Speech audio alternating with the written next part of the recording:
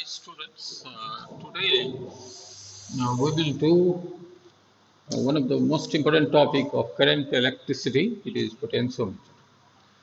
Potentiometer को हम ideal volt meter भी बोलते हैं। तो सबसे पहले बात की पोटेंशियोमीटर है क्या। तो potentiometer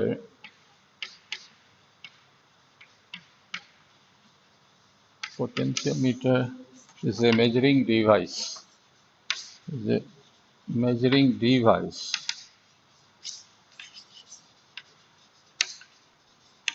Which measures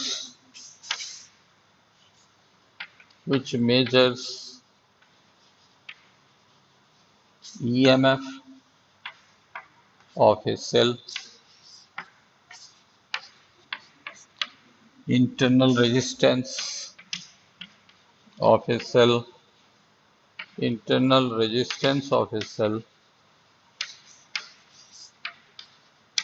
and we can compare the EMF of two cells also. Okay, it can be used to compare the EMF of two cells. Okay. तो पोटेंशियोमीटर एक मेजरिंग डिवाइस है जिससे हम बहुत सारा काम कर सकते हैं। पहला काम है we can measure the EMF, दूसरा we can find the internal resistance of a cell, तीसरा we can compare the EMF of two cells also like that one, not 2, 3, 4, जितना भी सेल आपको यूज करना है, you can compare that one, you can compare the EMF। Now तो पहला बात बताए, पोटेंशियोमीटर को हम आइडियल वोल्ट मीटर भी बोलते हैं। दूसरा, potentiometer is a measuring device which measures the EMF, the internal resistance, and can compare the EMF of two cells also. अब सवाल उठता है कि क्या हम वोल्टमीटर से EMF निकाल सकते हैं? Can we measure EMF from the voltmeter? So can we measure the EMF of with a voltmeter with the help of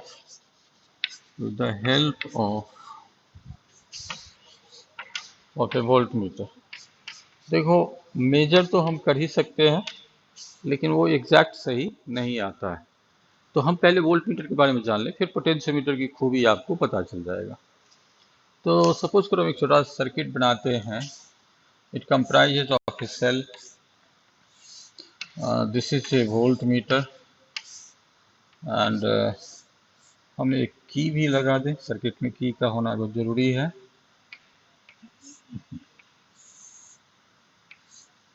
okay, और यहाँ पे हम एक इंटरनल रेजिस्टेंस सेल का ले लेते हैं। This is internal resistance of a cell, that means this resistance lying inside the cell. Some current will flow through this one, और ये आप इसको ऑन कर दें तो करंट आपके इस तरह से इस डायरेक्शन में फ्लो होगा। तो हम कुछ पॉइंट दे देते हैं A, D, okay, and this one is what C and D, like that. तो करंट जो है वो ऐसे फ्लो हो रहा है। तो वोल्ट मीटर की रीडिंग क्या देगा? What is the reading of a voltmeter? तो रीडिंग क्या देगा ये आप देख लें। Reading of voltmeter gives you VA minus VB, यानी potential difference across its terminals. तो वोल्टमीटर की रीडिंग देगा VA minus VB, that means it is used to find the potential difference. अब आप देखें A और C का potential same है क्योंकि इसके बीच में कोई रेजिस्टेंस नहीं है, और B और D के बीच में भी कोई रेजिस्टेंस नहीं है। तो इसका मतलब है B का जितना पोटेंशियल होगा उतना ही D का होगा। तो इट मीन्स व्हाट? तो VA इज इक्वल टू VC और VB इज इक्वल टू VD। तो VA माइनस VB को हम लिख सकते हैं VC माइनस VD। यानी ये जो आपका वोल्ट मीटर है ये पोटेंशियल डिफरेंस दे रहा है cross point A and B, और ए और बी के बीच का जो पोटेंशियल डिफरेंस जितना है उतना ही पोटेंशियल डिफरेंस सी और डी के बीच में होगा। एज यू नो कि ए और सी के बीच में कोई रेजिस्टेंस नहीं है, तो ए और सी का पोटेंशियल सेम होगा। बी और डी के बीच में कोई रेजिस्टेंस नहीं है, तो बी और डी का पोटेंशियल सेम होगा। That means V A minus V B can be written as V C minus V D. अब आप देखें V C minus V D क्या देता है। तो जैसे हम जब भी केवीएल लगाते हैं किरचॉफ्स वोल्टेज लॉ, तो उस केस में हम कैसे पता करते हैं? पूरे लूप का जो पोटेंशियल डिफरेंस निकालते थे, तो हम पूरे लूप का नहीं निकालेंगे, यहां से यहां तक का आप केवीएल लगा के देखो। तो डी पॉइंट का पोटेंशियल है वीडी। ओके, अब ये जैसे जैसे आएगा इसका पोटेंशियल ड्रॉप होगा, क्योंकि यहाँ पे रेजिस्टेंस है। तो रेजिस्टेंस के कारण जो पोटेंशियल ड्रॉप होगा वो कितना होगा? V D minus I into R, क्योंकि पोटेंशियल घटेगा। फिर जब आप सेल के इस पार से उस पार जाओगे तो पोटेंशियल में इंक्रीज होगा, क्योंकि आप जा रहे हो माइनस से प्लस की ओर। This is minus, this is plus, ये प्लस, ये माइनस। तो ईएमएफ अगर ई हो तो हम क्या लिखेंगे? ये रेजिस्टेंस से बाहर जब निकले, जब इधर से रेजिस्टेंस से बाहर, तो पोटेंशियल ड्रॉप हुआ, कितना ड्रॉप हुआ? माइनस आया। फिर जब आप सेल से बाहर निकले तो पोटेंशियल में राइज हुआ, क्योंकि माइनस से प्लस जा रहे हो। तो कितना राइज हुआ? ईएमएफ ई के बराबर, जो सेल का ईएमएफ है। ये बराबर मिला क्या? तो आप तो उस पार आ गए, तो उस पार का मतलब हुआ कि ये जो है सी पॉइंट का पोटेंशियल मिला। So this is what we see. Okay, तो आप वी से शुरू किए, वीसी तक पहुंचे। अब आप इसको थोड़ा रीअरेंज करके लिखो, इसको उधर ले जाओ। तो V C minus V D is equal to क्या हो जाएगा? E M F minus I into R. अब आप देखो तो वोल्ट मीटर की जो रीडिंग थी वो V A minus V B थी, और V A minus V B जो है वो बराबर होता है V C minus V D के। और V C minus V D क्या देता है? क्या ई एम एफ देता है? तो एक्सप्रेशन से ही क्लियर है कि V C minus V D जो है वह ई एम एफ से थोड़ा कम वैल्यू आएगा। करेक्ट, ये इतना पोटेंशियल ड्रॉप कम आएगा, जितना उसके इंटरनल रेजिस्टेंस के कारण पोटेंशियल ड्रॉप हो उतना कम होता है। तो वोल्ट मीटर कहने का मतलब सिंपल है कि वोल्ट मीटर से अगर आप ईएमएफ निकालोगे तो वो एग्जैक्ट ईएमएफ नहीं आएगा, एग्जैक्ट ईएमएफ से थोड़ा कम आएगा। That means this you are giving. Okay, ये इतना कहानी बताने का एक ही मकसद था कि we can measure the EMF by the use of voltmeter, but the problem comes here. The voltmeter gives you potential difference, and this potential difference is equal to this much. So it is not equal to EMF, little bit less than the EMF. ठीक है, तो volt meter से major किया हुआ EMF जो होता है वो थोड़ा कम होता है, ये याद रखें। This happens in case of discharging, ये बात करना जब सेल से करंट ले रहे हो उस केस में। चलो आगे बढ़ते हैं। अब आप बात करते हैं पोटेंशियोमीटर की, कि वोल्ट मीटर के द्वारा जो मेजर हुआ ईएमएफ, वो ईएमएफ एग्जैक्ट नहीं होता है, बल्कि उससे थोड़ा कम होता है। Now you come to the potentiometer. तो पोटेंशियोमीटर में अब आप ध्यान से देखें, इसमें एक छोटी सर्किट है, इसको हम पढ़े बढ़िया से। तो मान लेते हैं कि ये जो है ये पोटेंशियोमीटर वायर, मान लेते हैं P और Q। ओके, तो जो potentiometer is consisted with a resistive wire and it is made up of alloy. ये एलवाई का बना होता है। तो पोटेंशियोमीटर जो है वह रेजिस्टिव वायर का बना होता है। उसकी जो लंबाई है वो लगभग 8 से 10 मीटर होता है। और ये एलवाई पर्टिकुलरली 2 एलवाई आप ध्यान में रखना। तो पोटेंशियोमीटर वायर आप लिखो, इसके कंस्ट्रक्शन के बारे में लिखिए। Potentiometer wire is made up of certain alloy. तो एलवाई का नाम आप लिख सकते, कॉन्स्टेंटेन मीटर ब्रिज में भी बताए थे वो बात। और आप नाइक्रोम भी लिख सकते हो, nichrome. These are resistive wire, मतलब इस वायर के रेजिस्टेंस होता है, और कनेक्टिंग वायर का रेजिस्टेंस हम लोग नेग्लिजिबल मानते हैं, नहीं के बराबर। तो पोटेंशियोमीटर वायर जो होगा वो किस किस चीज का बना हुआ होगा? कॉन्स्टेंट और nichrome, that means it is made up of alloy. अभी भी क्वेश्चन पूछा है कि why alloy we are using here. तो एल वाई के बारे में हमने खूब बताया था कि एल वाई का जो टेम्परेचर कोएफिशिएंट होता है वो बहुत ही कम होता है, पॉजिटिव होता है लेकिन बहुत ही कम होता है।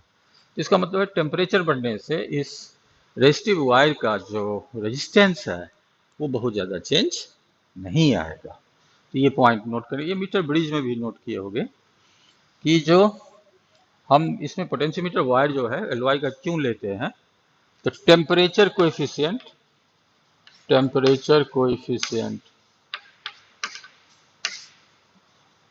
Positive and less. पॉजिटिव का मतलब हुआ कि टेम्परेचर बढ़ने से उसका रेजिस्टेंस बढ़ेगा, और लेस का ये मीनिंग हुआ कि if even though some there is rise of temperature but the increase of resistance is very less, very small, so that can be neglected also. तो ये खूबी है तुम्हारे एलवाई का। तो पहला बात क्या समझे, potentiometer wire is made up of certain alloy. उसके बाद इसकी जो लंबाई होती है, लेंथ, तो लेंथ लगभग 8 से 10 मीटर होता है। Length is 8 to 10 metre. जैसे लैब में जो पोटेंशियोमीटर है उसकी लंबाई 10 मीटर है, I will show you also. तो उसकी लेंथ है 8 to 10 मीटर। अब जाहिर है कि 8 से 10 मीटर, 10 मीटर वायर अगर सीधा हम कर दे तो लैब का पूरा जगह जो है लगभग खत्म हो जाएगा, हो सकता है 10 मीटर लैब से बाहर भी चला जाता है। तो क्या करते हैं ना, एक एक मीटर का सेगमेंट बनाते हैं, फिर उसको सीरीज में जोड़ते हैं ऐसे करके, इस तरह से। जैसे मान लो ये 1 मीटर हुआ, फिर ऐसे जोड़े, फिर ये हुआ, फिर ऐसे जोड़े, फिर ये हुआ, फिर ऐसे जोड़े, फिर ये हुआ, लाइक दैट। इसी तरह से जोड़ा जाता है, और इसको एक वुडन फ्रेम में या वुडन प्लैंक पर फिट कर दिया जाता है।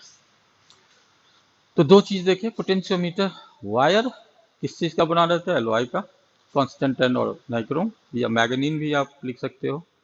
लेंथ उसका जो होता है वो 8 मीटर से 10 मीटर का होता है। इसको हम क्या करते हैं ना, 1 मीटर को सेगमेंट, मतलब जो 10 मीटर है वो डायरेक्ट सिंगल वायर सीधा नहीं हम सेट कर सकते हैं, तो एक एक मीटर का 10 सेगमेंट बनाए, 10 को हम सीरीज में ऐड कर दिए, ठीक है, कनेक्ट कर दिए। These all arrangement are fitted on a wooden plank. ये हुआ। उसके बाद हम आगे बढ़ते हैं, इसकी फिर एक सर्किट बनाते हैं, वो ध्यान से देखें। इसको हम प्राइमरी सर्किट पहले करते हैं। This circuit is consisted with an ammeter. ये आपके सेल है, यहाँ पे एक रेजिस्टेंस है, मोस्टली हम एरो मार्क देते हैं to show you that this resistance is variable, and this is primary circuit.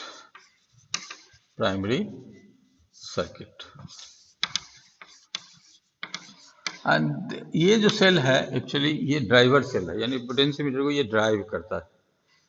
तो this cell is known as, it is a driver cell. Okay, तो जो प्राइमरी सर्किट है वो आपको बना है ammeter, cell and a variable resistance. तो मान लेते हैं कि इसका रेजिस्टेंस है R, और जो पोटेंशियोमीटर वायर है उसका रेजिस्टेंस कुछ भी होगा, इसको हम E0 मान लेते हैं, EMF को। तो अब हमें ये बताओ कि इस पूरे सर्किट से, इस प्राइमरी सर्किट से कितना करंट फ्लो होगा। तो current flows through the primary circuit, current flows through the primary circuit, is how much? तो I बराबर हो जाएगा E0 divided by the resistance in two parts.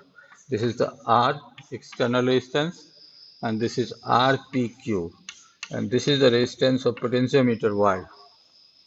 Potentiometer wire का resistance plus external resistance that you are using here, तो ये आपके current इससे flow होगा, and the direction of current is this way. Okay. अब आप जैसे जैसे P से Q की ओर जाओगे तो पोटेंशियोमीटर वायर में कुछ ना कुछ पोटेंशियल ड्रॉप होगा, यानी जितना पोटेंशियल यहाँ पे होगा वो धीरे धीरे धीरे धीरे घटेगा। आपको पोटेंशियल ड्रॉप दो जगह मिलेगा, एक पोटेंशियोमीटर वायर और दूसरा रेजिस्टेंस आर, दो जगह पोटेंशियल ड्रॉप मिलेगा। तो हमको चलो इससे भी मतलब है, लेकिन बेसिकली हम जो भी फोकस करेंगे वो what is potential drop across potentiometer wire. Okay, तो potential drop across potentiometer wire क्या होगा, तो ध्यान देखें। तो let potential drop across potentiometer wire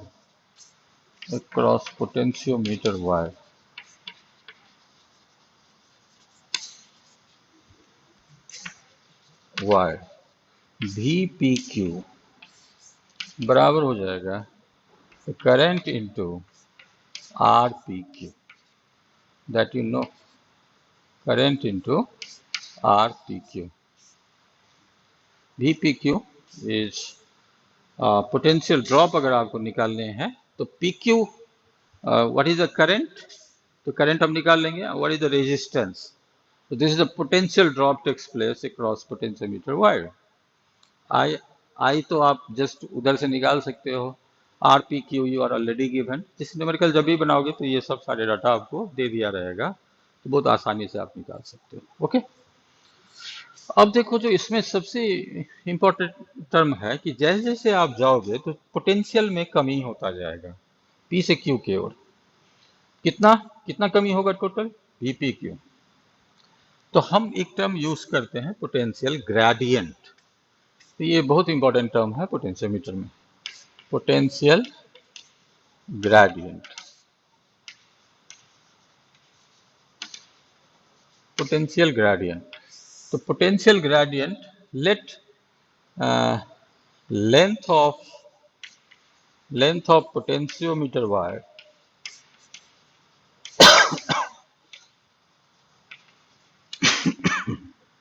potentiometer wire is LPQ.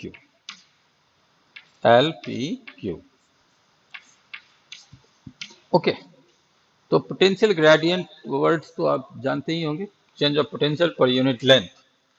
तो potential gradient across potentiometer wire, potential gradient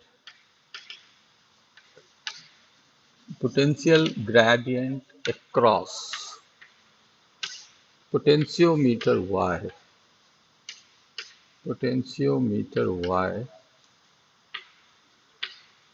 this is K is equal to VPQ by LPQ. Okay, यानी change of potential per unit length, it is called potential gradient. This is much important factor in a potentiometer. अब देखो कि potential gradient जो होता है ना, वो किसी पोटेंशियोमीटर वायर को सेंसिटिविटी डिसाइड करता है। अब देखो गौर से, if a potentiometer is said to be more sensitive if its potential gradient is less, potentiometer की सेंसिटिविटी हम पोटेंशियल ग्रेडियंट जान करके हम कंपेयर कर सकते हैं दो पोटेंशियोमीटर को, कि दो पोटेंशियोमीटर कौन अच्छा है। नॉर्मली अच्छा का मतलब क्या होता है, उस पोटेंशियोमीटर इज मोर सेंसिटिव। तो आपने बताने कि हमारे कौन से पैरामीटर पे हम डिसाइड करेंगे, you write down A potentiometer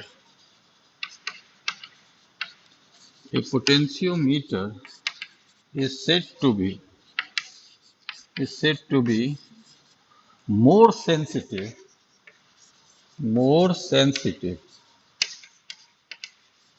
A potentiometer is said to be more sensitive if its K, yani potential gradient, is less. Okay, lesser is the potential gradient, more will be the sensitivity of a potentiometer. जितना K कम होगा potentiometer की sensitivity उतना ही अधिक होगा.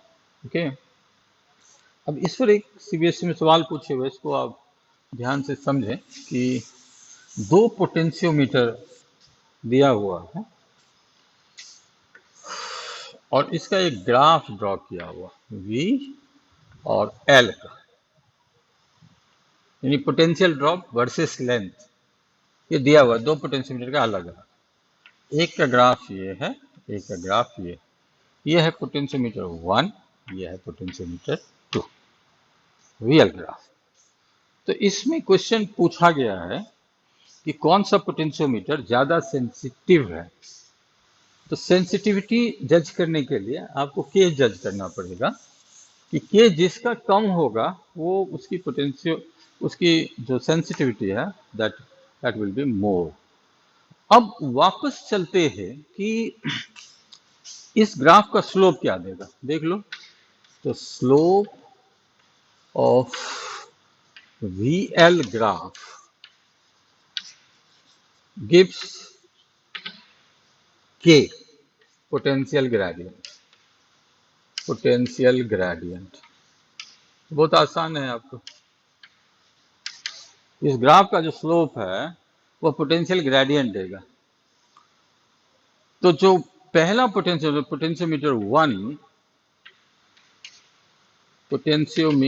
1 has less slope, that is less slope. That means what? That is less value of K, less value of K, that is more sensitive. सीधा answer है, more sensitive. Graph 1 का जो slope है वो कम है और इस पोटेंशियोमीटर में VL ग्राफ का जो स्लोप देता है वो पोटेंशियल ग्रेडियंट देता है. ठीक है, तो पोटेंशियल ग्रेडियंट जो है 1 का कम है, तो ये 1 जो पोटेंशियोमीटर होगा वो ज्यादा सेंसिटिव होगा. बस यही क्वेश्चन था और कुछ नहीं.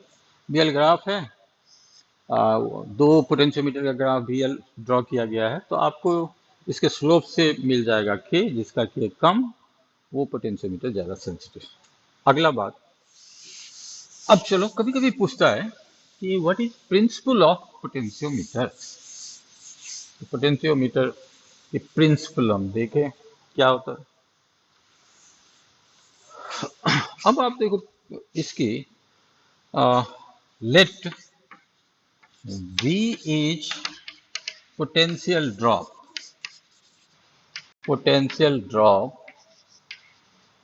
across potentiometer wire. ठीक है, पोटेंशियोमीटर वायर V जो है वो पोटेंशियल ड्रॉप है अक्रॉस पोटेंशियोमीटर वायर. तो अब आप देखो,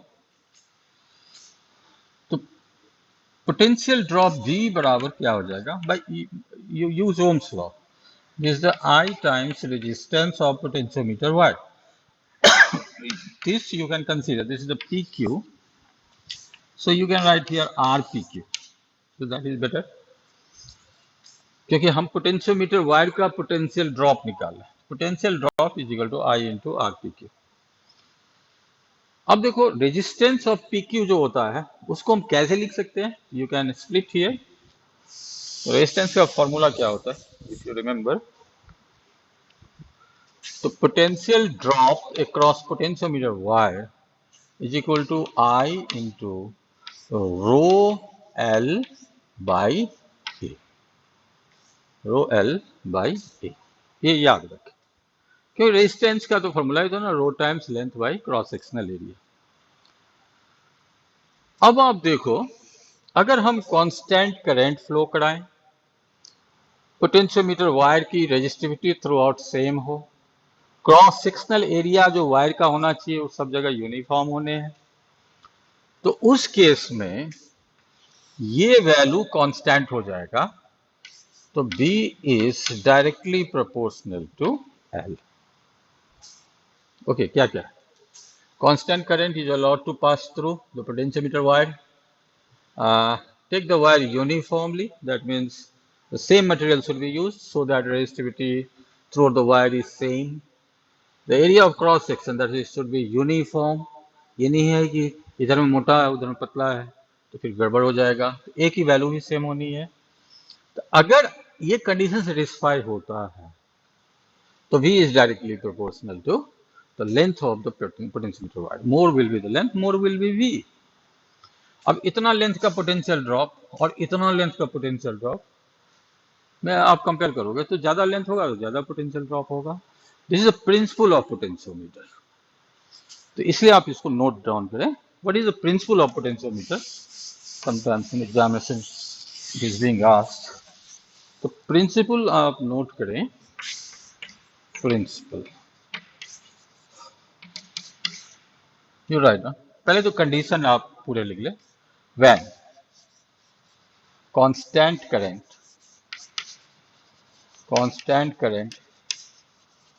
passes through a potentiometer wire,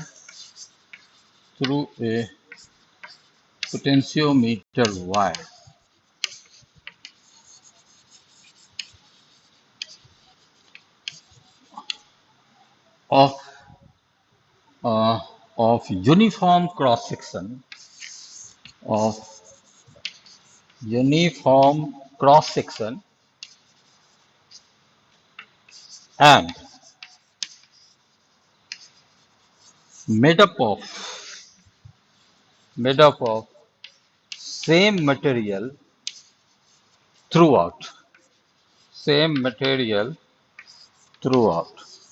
देखो ये इसके शर्त है, ये लिखना बहुत जरूरी है। थ्रू आउट क्या क्या लिखे? When constant current passes through a potentiometer wire of uniform cross section and made up of same material throughout, then अब मेन बात आ गया, दोनों मेन ही है, ये कंडीशन है, ये कंडीशन नहीं सेटिस्फाई होगा तो फिर इसके जो नियम है बेकार। Then potential drop across potentiometer wire, write down that. Then potential drop across potentiometer wire, potential drop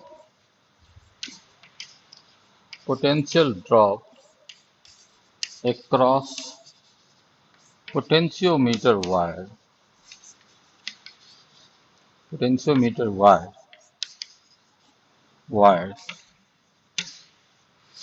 potential drop across potentiometer wire is directly proportional to the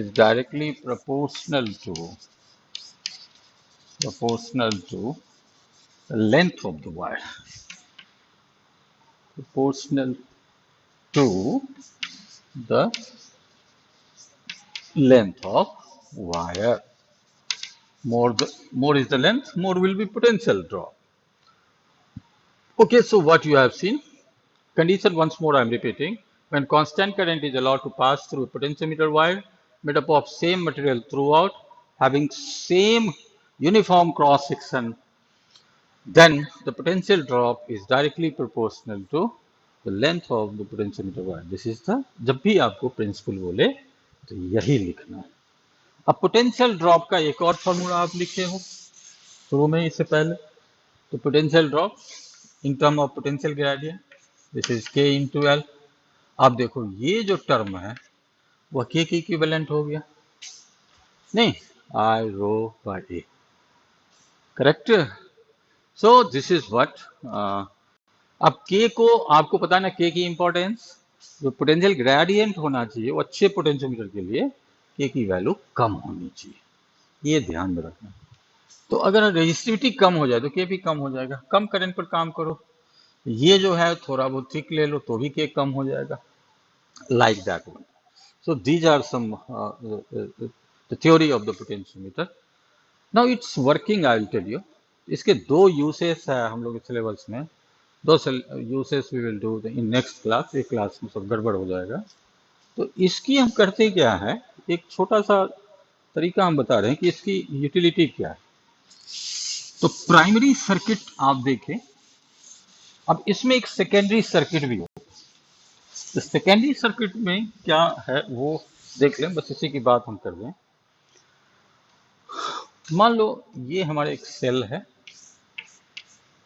ये हमारे सेकेंडरी सर्किट, और मेन सर्किट यही है। मान लो हमको इस cell का EMF निकालना है या इंटरनल रेजिस्टेंस निकालना है, जो भी निकालना है, इसको हम कनेक्ट करते हैं एक गैल्वेनोमीटर से। फिर एक रेजिस्टेंस भी देते हैं for the safety of galvanometer, और फिर एक इसको हम इससे टच कराते हैं। ये ध्यान में रखना है आपको। ये हमारे सेकेंडरी सर्किट है, मतलब जो एक्सपेरिमेंट करने जिस सेल का हमको ईएमएफ निकालना है या इंटरनल रेजिस्टेंस निकालना है, उसको हम सेकेंडरी सर्किट में ऐड करते हैं। प्राइमरी सर्किट जो है वो ड्राइवर का काम करता है, इट ड्राइव्स द पोटेंशियोमीटर, इसलिए इसको हम ड्राइवर सेल भी बोलते हैं कभी कभी। It is driving the potentiometer, potentiometer को चलाता है। अब आप देखो ध्यान से कि इसको अगर हम न्यूमेरिकल पर्पज से हम बता रहे हैं, इसकी मतलब क्या है। सपोज करो कि मान लो कि इसकी जो ईएमएफ है ड्राइवर सेल का वो 2 वोल्ट, और 2 वोल्ट में पोटेंशियल ड्रॉप जो है 1.5 वोल्ट यही हो गया, ये रेजिस्टेंस के कारण। तो फिर बाकी पोटेंशियल ड्रॉप पोटेंशियोमीटर वायर में मिलेगा। तो आप हमें बताएं कि वीपी क्यू क्या मिलेगा तब। तो वीपी क्यू जो होगा वो होगा 0.5 वोल्ट।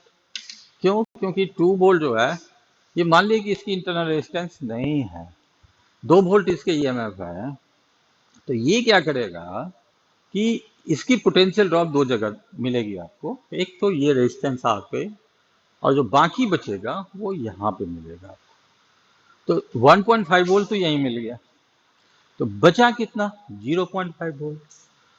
तो पूरे वायर की पोटेंशियल ड्रॉप होगा 0.5। ठीक है, अब पूरे वायर की लेंथ निकाल लें।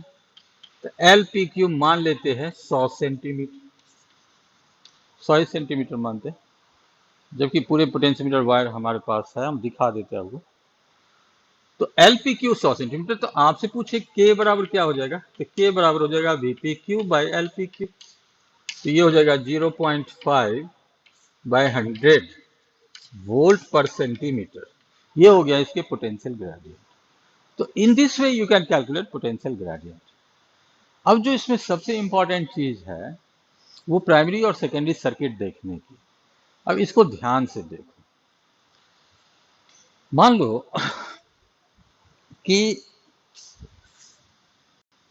करना क्या है कि ये 2-3 बातें क्या क्या ध्यान दिया जाता है, उस पॉइंट को आप नोट करेंगे। The positive terminals of both the cells in primary circuit as well as in secondary circuit, they must be commonly connected.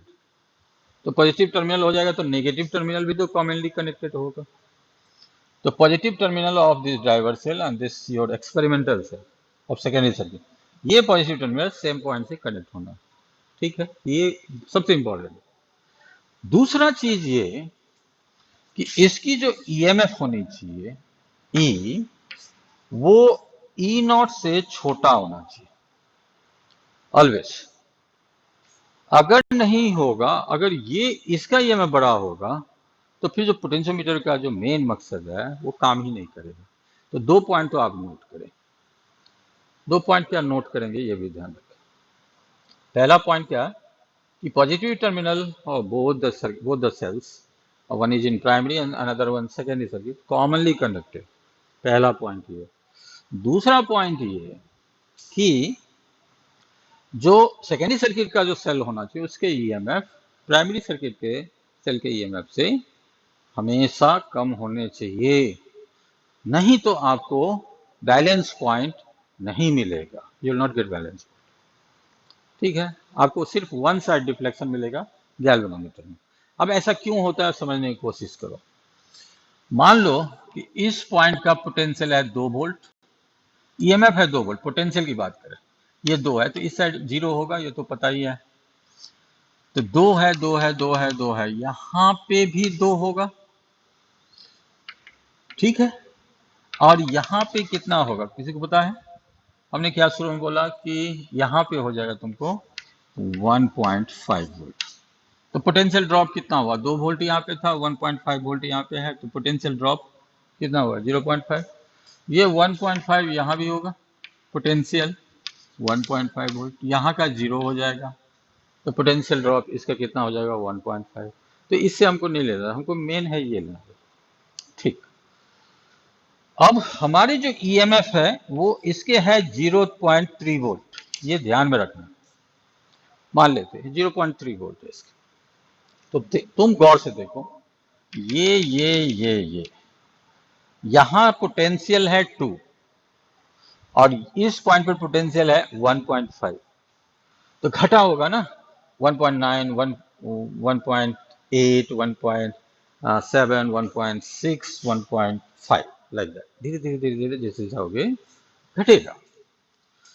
तो अब देखो इसकी पोटेंशियल इस एंड की होगी 2 वोल्ट, क्योंकि कॉमनली कनेक्टेड है। तो आप बताएं नेगेटिव टर्मिनल का इस सेल का पोटेंशियल क्या होगा? ईएमएफ पता है? देखो ईएमएफ का मतलब होता है कि जो हायर पोटेंशियल टर्मिनल है और जो लोअर पोटेंशियल टर्मिनल है उसके बीच का डिफरेंस है 0.3 वोल्ट। तो हायर टर्मिनल हमने मान लिया 2 वोल्ट है, तो ये जो लोअर टर्मिनल होगा वो कितना होगा? तो आपने लिखना कितना, कि डिफरेंस करो, तो 1.7 वोल्ट होगा। क्यों? क्योंकि इसके ईएमएफ है 0.3। तो ईएमएफ का सिर्फ यही मतलब आप समझे कि जो लोअर पोटेंशियल है वो हायर पोटेंशियल वाले टर्मिनल से 0.3 वोल्ट कम है, लोअर वाला, या हायर वाला उतना ज्यादा है, ठीक है। तो मान लेते हैं कि ये पोटेंशियल है 2 वोल्ट, तो लोअर का कितना हो जाएगा? तो 0.3 कम होगा, दैट मीन्स व्हाट? 1.7 वोल्ट। अब मान लेते हैं 1.7 वोल्ट, 1.7 वोल्ट, 1.7, यहां पे इसके और इसके बीच में कोई ना कोई पॉइंट जरूर मिलेगा जहां का पोटेंशियल 1.7 वोल्ट। एकदम ध्यान से सोचो, क्यों? क्योंकि यहाँ इस एंड पे 2 है, यहाँ पे 1.5 है, तो ये घटा होगा ना, 2, फिर 1.9, फिर 1.8, फिर 1.7, फिर 1.6, फिर 1.5। तो मान लेते हैं ये पॉइंट जो है वायर का, यहां पे पोटेंशियल है 1.7 वोल्ट, घट गई। और ये टर्मिनल का भी पोटेंशियल है 1.7 वोल्ट। तो क्या होगा? तो आपने बोलना गैल्वेनोमीटर से कोई करंट फ्लो नहीं होगा। क्यों? क्योंकि यहां का पोटेंशियल रेजिस्टेंस के अक्रॉस दोनों एंड का पोटेंशियल जो है वो सेम है, तो करंट फ्लो नहीं होगा। इसी पॉइंट को हम बोलते हैं बैलेंस पॉइंट। तो बैलेंस पॉइंट में गैल्वेनोमीटर से कोई करंट फ्लो नहीं होता है। क्यों नहीं होता है? That I have tried to convince you. तो ये बहुत इंपॉर्टेंट है, इसको एक बार, 2 बार, 3 बार रुक रुक के समझो। ये समझ गए तो आप कोई भी सवाल इसका बहुत आसानी से बना सकते हो। अब देखो लैब में जो हमारा पोटेंशियोमीटर है वो कैसा है।